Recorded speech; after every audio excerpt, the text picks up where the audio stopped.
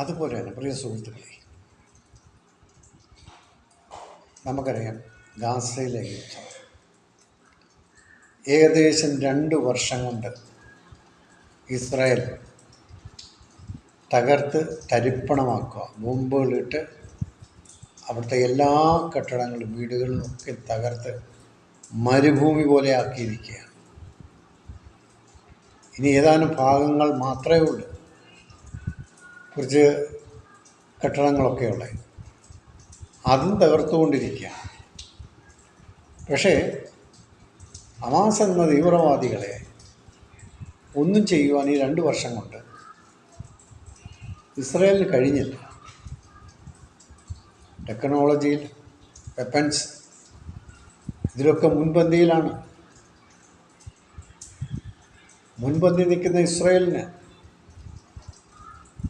സാങ്കേതികവിദ്യയിൽ ഉന്നതങ്ങളിൽ നിൽക്കുന്ന ഇസ്രായേലിന് ഭൂമിക്കടിയിലുള്ള ഹമാസിനെ കണ്ടുപിടിക്കുവാൻ കഴിയുന്നില്ല. കാരണം ഈ അടുത്ത സമയത്ത് വെടിനിർത്തൽ പ്രഖ്യാപിച്ചു ട്രംപ് മുഖേന. ചില നിബന്ധനകളൊക്കെ വെച്ചു. ബന്ദികളെയൊക്കെ വിട്ടയക്കണം, സമ്മതിച്ചു. അങ്ങനെ ബന്ദികളെയൊക്കെ വിട്ടു. പിന്നെ പറഞ്ഞു ഒരു നിബന്ധന, തൂക്ക് താഴെ വെക്കണം, ഹമാസ് കീഴടങ്ങണം എന്നൊക്കെയുള്ള നിബന്ധനകളൊക്കെ വെച്ചു. അതൊക്കെ അവിടെ നിൽക്കട്ടെ. ഇവിടെ നമുക്ക് കാണുവാൻ കഴിയുന്നത് തകർന്നടിഞ്ഞ ചണ്ടിക്കൂമ്പാരങ്ങളാണ് ഗാസയിൽ നമുക്ക് കാണുവാൻ കഴിയുന്നത്. വെടിനിർത്തൽ പ്രഖ്യാപിച്ച് ഏകദേശം സെക്കൻഡുകൾക്കുള്ളിൽ 10,000 ഹമാസ് പോരാളികൾ ഭൂമിയുടെ മുകളിലേക്ക് വന്നു. അധിക സമയമൊന്നും എടുത്തില്ല, ദിവസങ്ങളൊന്നും എടുത്തില്ല. നിമിഷ നേരം കൊണ്ട് വെൽ ഡ്രസ്സിലെ അവിടെ തോക്കുകളും പിടിച്ച് അവർ ഭൂമിക്ക് മേലെ വന്നു. അപ്പോൾ അവരുടെ കഴിവിനെ ഞാനൊരു ബിഗ് സല്യൂട്ട് കൊടുക്കുകയാണ്. 2 വർഷം കൊണ്ട് അവരെ തകർക്കുവാൻ തുനിഞ്ഞിറങ്ങിയ ഇസ്രായേലിന് അവരെ ഒന്നും ചെയ്യുവാൻ കഴിഞ്ഞില്ല എന്നാണ് നമുക്ക് ഈ യുദ്ധത്തിലൂടെ മനസ്സിലാക്കാൻ കഴിയുന്നത്. ഇപ്പോൾ അവരുടെ അംഗബലം വർദ്ധിപ്പിച്ചിരിക്കുകയാണ്. 30,000 പേരെ വീണ്ടും ഹമാസ് ചേർത്തിരിക്കുന്നു, പോരാളികൾ, തീവ്രവാദികൾ.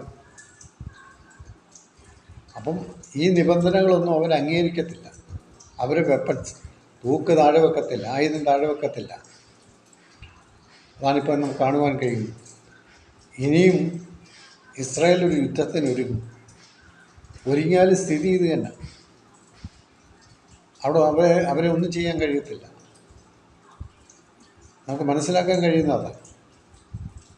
പിന്നെ അവരുടെ വിജയം ഇവിടുന്ന് ബന്ദികളാക്കുക, അത് വെച്ച് വിലപേശുക, ഇതാണ് അവരുടെ ലക്ഷ്യം. അതവർ വീണ്ടും ചെയ്യും. വീണ്ടും വെടിനിർത്തലുണ്ടാകും. ഇത് അവിടെ നടന്നുകൊണ്ടിരിക്കുന്ന ഒരു സംഭവമാണ്. നടക്കാൻ പോകുന്നതും അങ്ങനെയാണ്. അപ്പോൾ ഒരിക്കലും ഇസ്രായേലിന് അവിടെ ജയിക്കാൻ സാധിക്കുമെന്ന് എൻ്റെ അഭിപ്രായത്തിൽ തോന്നുന്നില്ല എന്നാണ് എനിക്ക് പറയാൻ കഴിയുന്നത്. ഇത്രയും സംഭവങ്ങൾ മിസൈലും ബോംബുകളും ഇട്ട് 24 മണിക്കൂർ തകർത്തുകൊണ്ടിരിക്കുകയാണ് 2 വർഷം കൊണ്ട്. നമ്മുടെ നാട്ടിലെ ഈ മഴ സമയത്ത് ഈയൽ വരും ഭൂമിക്കടിയിൽ നിന്ന്. അത് 1-2 ആയിരക്കണക്കിന്, 10,000-കണക്കിന് ഈയലുകളാണ് ഭൂമിക്കടിയിൽ നിന്നും മുകളിലോട്ട് വരുന്നത് എന്ന് പറഞ്ഞവരാണ് ഹമാസ് തീവ്രവാദികൾ. നിമിഷ നേരം കൊണ്ട് അവർ ഭൂമിക്ക് മേലെ വന്നു. അത് മാത്രം, ഈ 20 ബന്ദികളെ അവരെയും കൊണ്ടുവന്നു നിമിഷ നേരം കൊണ്ട്.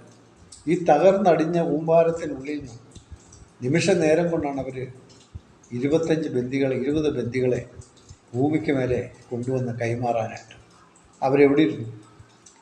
ഒരു പോറിൽ പോലും ഏൽക്കാതെ ഈ ബന്ദികൾ എവിടെ ഇരുന്നു? മറ്റു രാജ്യങ്ങളായിരുന്നു. അല്ല, എല്ലാം ആ ഭൂമിക്കടിയിൽ യുദ്ധം നടക്കുന്ന ആ സ്ഥലത്ത് തന്നെ ബന്ദികളും ഉണ്ടായിരുന്നു. പക്ഷെ ആ ബന്ദികളെ കണ്ടുപിടിക്കുവാൻ ഇസ്രായേലിന് കഴിഞ്ഞില്ല. അവരെ ഹമാസ് എന്ന ഭീകരന്മാർ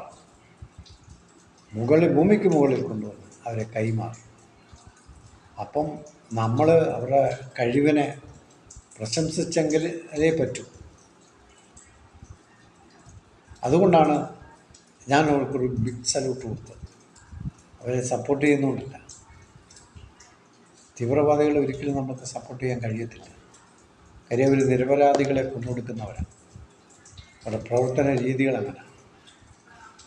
അവരൊന്നിനും വേണ്ടിയൊന്നുമല്ല. അവരുടെ രീതി നിരപരാധികളെ വെടിവെച്ച് കൊല്ലുക, തലകറത്ത് കൊല്ലുക, വെട്ടിക്കൊല്ലുക, ഈ രീതിയിലുള്ള പ്രവർത്തനങ്ങൾ അവർ നടത്താൻ വേണ്ടിയാണ് ഈ സംഘടനകളും. സ്ത്രീകളെ കിട്ടിയാൽ അതവർ ബലാത്സംഗം ചെയ്യുക, ഇതൊക്കെയാണ് അവരുടെ ലക്ഷ്യം. അല്ല, വേറൊന്നുമല്ല. വേറെ ഒരു ലക്ഷ്യം അവർക്കില്ല. ഇത് മാത്രമേ ഉള്ളൂ. സ്ത്രീകളെയാണ് അവർ കൂടുതലും ഉപദ്രവിക്കുന്നത്. അതാണ് അവരുടെ സംഘടനയുടെ രീതി. അപ്പം അവരെ നമുക്ക് സപ്പോർട്ട് ചെയ്യാനൊന്നും ഒക്കത്തില്ല. പക്ഷേ ഈ കാര്യത്തിൽ അവരെ നമ്മൾ സമ്മതിച്ചേ പറ്റത്തുള്ളൂ. കാര്യം 20 ബന്ദികളെയും ഒരു പോറിൽ പോലും ഏൽക്കാതെ നിമിഷ നേരം കൊണ്ട് അവരെ മുകളിൽ കൊണ്ടുവന്നു, ഭൂമിക്ക് മുകളിൽ കൈമാറി. ആലോചിച്ച് നോക്കി. വെൽ ഡ്രസ്സിൽ ആയുധങ്ങളും എല്ലാം പിടിച്ച്, ഇത്രയും വാഹനങ്ങളും ഒക്കെ എവിടെ ഇരുന്ന് നമുക്ക് ചിന്തിക്കാം. എവിടെ ഇരുന്ന് ഇതൊക്കെ